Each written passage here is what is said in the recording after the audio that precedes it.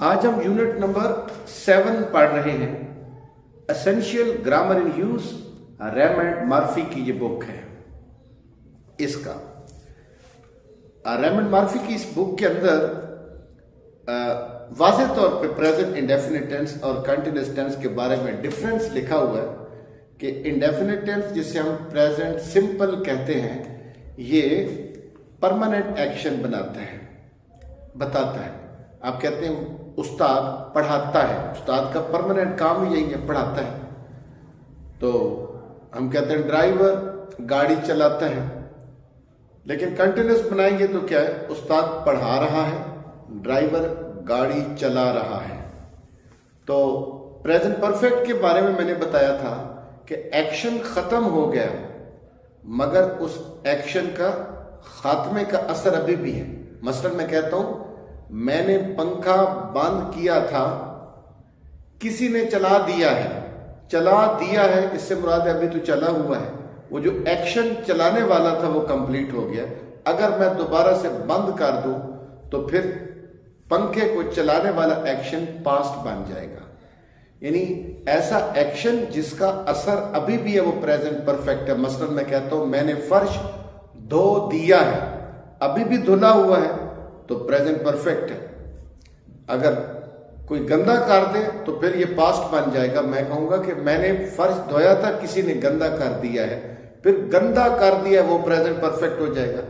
इसीलिए कहते हैं कि पास्ट इंडेफिनिट और प्रेजेंट इंडेफिनिट का गहरा ताल्लुक है, क्योंकि पास्ट इंडेफिनिट की जब आईडी चेंज होती है, जब प्रेजेंट परफेक्ट की आईडी चेंज होती है तो पास्ट इंडेफिनिट बनता है।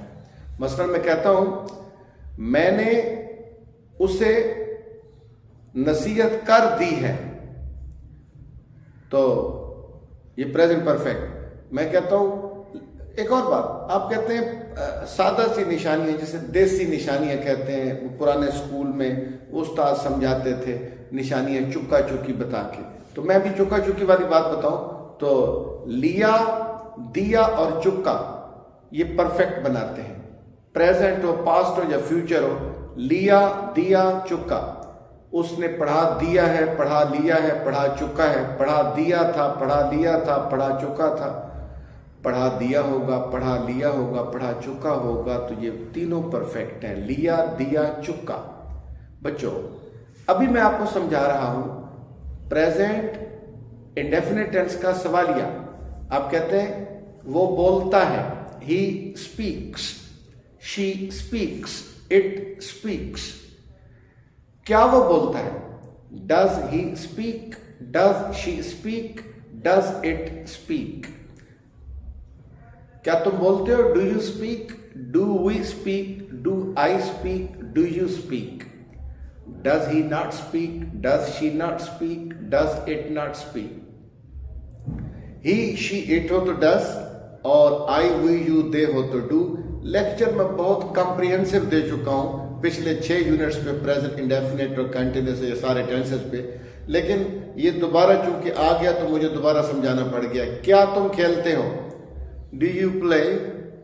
तुम कहां खेलते हो? सबसे पहले जब ऐसा सवाल आए ना, तुम कहां खेलते हो, तो आप सबसे पहले ये बनाओ तुम खेलते हो, यू प्ले। फिर बनाओ क्या तुम खेलते हो, डू यू प्ले। अब शुरू में लगा दो वेयर डू यू प्ले, तुम कहां जाते हो। सबसे पहले बनाओ तुम जाते हो, you go, do you go, where do you go. इसको यानी अपने दिमाग में 3 प्रोसेस से गुजारो। वो क्या बोलता है? आप कहते हो सबसे पहले he speaks, does he speak, what does he speak, how does he speak, when does he speak, where does he go, do you go, where do you go, what does your father do, what do they do, what do you teach। कहने का क्या मतलब है कि present indefinite tense के सवालिया में या मनफी में ही शीट के बाद या ही शीट से पहले डस और आई, वी, यू, दे के साथ डू आता है। अभी मैं यूनिट नंबर 7, आप बुक को खोल लें, अपने सामने रखें। Essential grammar in use, Raymond Murphy की ये बुक है। जब तक ऐसी किताबें नहीं पढ़ेंगे आपका मीडियम चेंज नहीं होगा। यहां इसने लिखा है जी यूनिट नंबर 7 में डू यू, और आगे ब्रैकेट में लिखा है present simple questions. I work, we like, you do, they have. फिर आगे सवाल में do I, do we, do you, do they. आगे ही works, he likes, she does, it has। does he do, does he have, does she have, does it have। आगे study the word order. ये मैंने word order अभी आपको समझाया कि when, ये नीचे लिखा हुआ where, फिर अगली लाइन पे do, उससे अगली लाइन पे you, आगे प्ले, आगे लिखा हुआ है द गिटार यानी गिटार। तो इसका सवालिया कैसे बनाएंगे? Where do you play the guitar, where do your friends live near here. यहां पर तुम्हारे जो दोस्त हैं वो कहां पे करीबी रहते हैं, यानी यहां पर जो तुम्हारे दोस्त हैं वो कहां रहते हैं। Where does Chris work on Sundays, इतवारों को क्रिस कहां काम करता है। Where does Chris work on Sundays? Where does it rain? Where does it rain a lot here? यहां पर वो कौन सी जगह है जहां पे बारिश ज्यादा होती हो। Where does it rain a lot यानी बहुत ज्यादा, here यहां पर। Where do your parents live? आगे how often do you wash your hair? How often do you wash your hair? अक्सर आप अपने बाल कैसे धोते हो। How often do you wash your hair? How often do you wash your hair? What does this word mean? इस लफ्ज का क्या मतलब है। What does this word mean? How much does it cost to fly to Rome?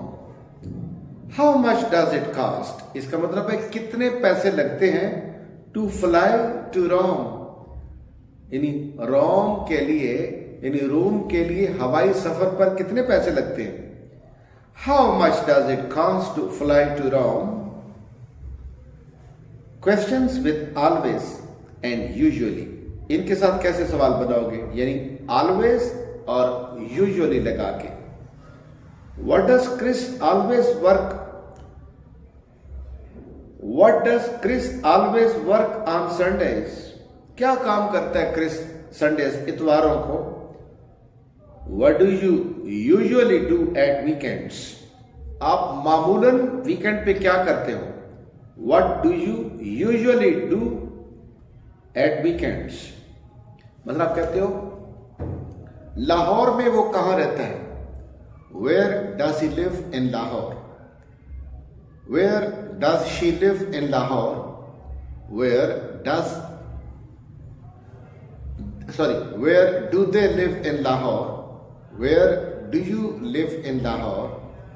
Where do we live in Lahore? Where do I live in Lahore? एक और बात, आप एक प्रेजेंट इंडेफिनिट टेंस का ना अक्सर एक गलत कॉन्सेप्ट है आपका। आप कहते हो ना दरवाजा खुला हुआ है ना, चलो मैं बंद कर देता हूं। भाई परमानेंट एक्शन है प्रेजेंट इंडेफिनिट टेंस। अभी आपने ऑफर दी है तो आई विल क्लोज इट, मैं पढ़ा देता हूं आपको, आई विल टीच यू। चलो यार मैं आपको पैसे दे देता हूं, I will give you the money. ये मत कहना आई गिव यू, आप डेली थोड़ी देते हो। अभी आपने ऑफर लगाई है, आप कहते हैं ये कपड़े मैं धो देती हूं, I will wash these clothes. ठीक है, सवाल में आप कहते हो कि वो किसके साथ जाता है, किसके साथ। इसको दो तरीके से करेंगे। किसके साथ, विद होम यानी WHOM होम, WHOM होम। वो किसके साथ जाता है, विद होम डज ही गो। तुम किसके खिलाफ बोलते हो, against whom do you speak. आप किसके लिए आते हो, फॉर होम डू यू कम। दोबारा से, आप किसके साथ जाते हो? विद होम डू यू गो? अगर ये पसंद ना है तो यू कर सकते हो आप, who do you go with? आप किसके खिलाफ बोलते हो? Against whom do you speak, या who do you speak against? Who do you speak against? आप किसके लिए आते हो? For whom do you come? Who do you come for? यानी यूं भी ठीक है। आप किसके खिलाफ बोलते हो? Against whom do you speak, या यूं कर दो, who do you speak against? Who do you come for? Who do you go with? तुम किसके साथ जाते हो? आगे short questions, sorry, remember do, I, we, you, they, इनके साथ क्या आता है भाई? Do they like music? He she it हो तो does he like music? Yes, I, we, you, they, do, yes, he sheet के साथ डज। नो, यानी नेगेटिव में आई, वी, यू, दे के साथ डोंट। लिखने में डू नॉट लिखना है, बोलने में बेशक डोंट बोलो।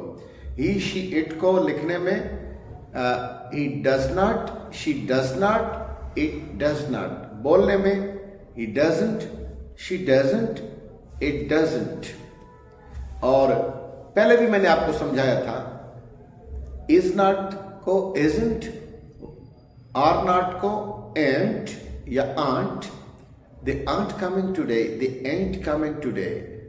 ही इजंट कमिंग, वाज नॉट को he wasn't coming, he wasn't coming। they were not को they weren't coming। wasn't, weren't, isn't, aren't या ain't, didn't। do you play the guitar? no, I don't। मैं नहीं। कहते क्या तुम guitar बजाते हो? उन्होंने कहा no, I don't। बस इतना ही काफी है, यूं नहीं कहना चाहिए no I don't play the guitar, no I don't. इससे यही मुराद है कि सवाल जो किया था उसने कहा नहीं मैं ऐसा नहीं करता। Do your parents speak English? Yes they do. हाँ वो बोलते हैं। वो जाता है और मैं भी जाता हूं। ही goes and I also do. मत कहे ही goes and I also go. आपने क्या कहा? He goes and I also do. वो बोलते हैं और मैं भी बोलता हूं। They speak and I also do. मैं बोलता हूं और वो भी बोलता है। I speak and he also does. Does Jem work hard? Yes she does. Does your sister live in London? No she doesn't. बेटा उसके बाद एक सवाल होता है मेरा पुत्र, एक पहला सफ़ा है ना, फिर दूसरा। ये सवाल, ये खाली जगह है, इसको खुद फिल करने, वर्कबुक है। अव्वल तो जिस बच्चे के अंदर कॉन्फिडेंस है तो खुद फिल करे, फिर पीछे से आंसर शीट पे सारी आंसर लिखे हुए हैं, तो इसकी आंसर शीट बैक पे लगी हुई है। यानी ये सेल्फ स्टडी एडिशन है बुक का। यानी 7.1 ये लिखा हुआ है, 7.4 तक आंसर लिखे हुए। बेशक आंसर कॉपी करके एक दफा जहां कच्ची पेंसिल से लिख लें, फिर उसको एक दो दफा पढ़े मेरा पुत्र। पढ़ने के बाद आप क्या करें कि फिर मिटा दें, फिर अपनी तरफ से करें, फिर आंसर चेक करें। इंशाल्लाह आप इंप्रूव हो चुके होंगे। फिर से याद रखिएगा, सबसे पहले तो मेरा चैनल सब्सक्राइब कर लें, यह आपका एहसान होगा। और 15 बंदों से सब्सक्राइब करवाएं, ये डबल एहसान होगा। और लाइक भी दे दें, और अगर पसंद नहीं आया तो डिसलाइक दे दें। बेटा मैं तो हाजिर हूँ, आपका उस्ताद हूँ। और दूसरी बात मेरा पुत्र, ये काम है हौसले वाला। अगर आपने मेरे पहले वाले यूनिट नहीं सुने तो खबरदार अगला यूनिट मत सुनना। 115 यूनिट के ऊपर मेरा ये लेक्चर आएगा मेरा पुत्र, तो आपने 1 से लेके ऑनवर्ड सारा सुनना है। और जल्दी जल्दी ना करें, दिन का 1 या 2 यूनिट रख लें और कभी नागा ना करें। इंशाल्लाह आपकी अंग्रेजी को 4 चांद लग जाएंगे।